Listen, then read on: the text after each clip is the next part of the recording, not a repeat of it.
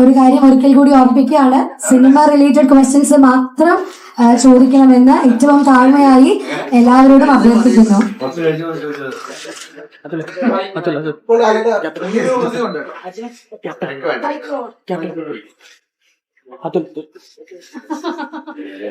ഇപ്പോ ലാലേട്ടൻ ഈ രണ്ട് കോമ്പിനേഷനുകളും മലയാളികൾ മാത്രമല്ല ഓൾ ഇന്ത്യ വെയിറ്റ് ചെയ്തിരിക്കുന്ന ഒരു കോമ്പിനേഷൻ കൂടെയാണ്. അപ്പൊ ഞാൻ ആ വാക്ക് ഉപയോഗിക്കുകയാണ്, ഒരു പുതുമ. കാരണം ലാലേട്ടൻ വിക്രമ് ചെയ്തിട്ടുള്ള കഴിഞ്ഞ നേരിന്റെ പ്രൊമോഷനൊക്കെ വന്നപ്പോ പറഞ്ഞാണ്. അപ്പൊ ലാലേട്ടൻ ഏറ്റവും കൂടുതൽ എക്സൈറ്റ് ചെയ്യിച്ചൊരു ഫാക്ടർ എന്താണ്?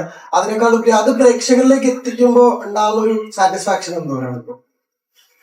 അല്ല, ഇങ്ങനത്തെ ഒരു ഷോണറിലൊരു സിനിമ ഇന്ത്യൻ സിനിമയിൽ ഉണ്ടായിട്ടുണ്ടായില്ല എന്നാണ് ഞാൻ വിശ്വസിക്കുന്നത്. ഇതിനൊരു ഞാൻ അന്ന് പറഞ്ഞൊരു കാലവും ദേശങ്ങളൊന്നും ഇല്ലാത്തൊരു സിനിമയാണ്.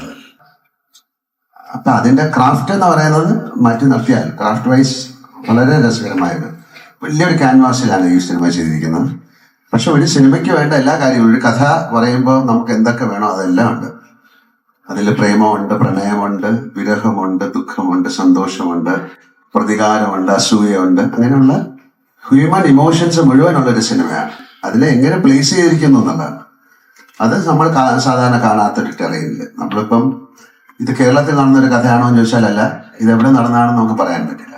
ഇന്ത്യയിൽ എവിടെയോ ഒരു സ്ഥലത്ത് അതിന് എത്ര പഴക്കമുള്ള ഒരു സിനിമയാണെന്ന് കാലമാണെന്ന് നമുക്ക് പറയാൻ പറ്റില്ല. അതുകൊണ്ടാണ് കാലദേശങ്ങളില്ല എന്ന് പറയുന്നത്. അപ്പൊ അതിൽ ഉപയോഗിച്ചിരിക്കുന്ന അതിന്റെ കോസ്റ്റ്യൂം ആയാലും അതിന്റെ ഭാഷയായാലും അതിലെ ഗാനങ്ങളായാലും അതൊരു കഥ പറയുന്ന രീതിയാണ്. അപ്പൊ അതൊരു വലിയ ക്യാൻവാസിലാണ് ഏറ്റവും മനോഹരമായിട്ട് ഷൂട്ട് ചെയ്തിരിക്കുന്ന സിനിമ എന്ന് ഞാൻ പറയുന്നില്ല. ഞാൻ അതിന്റെ ക്യാമറ വർക്ക് ഈസ് സൂപ്പർ, അതിന്റെ മ്യൂസിക് ഈസ് സൂപ്പർ. അങ്ങനെയല്ല, ഒരു സിനിമ നന്നാകണമെങ്കിൽ അതിലെല്ലാവരും നന്നായിട്ട് അഭിനയിക്കണം, അതിന്റെ ക്യാമറ നന്നായിരിക്കണം, പാട്ട് നന്നായിരിക്കണം, ലൊക്കേഷൻ നന്നായി, ഒരുപാട് ഫാക്ടറുണ്ട്.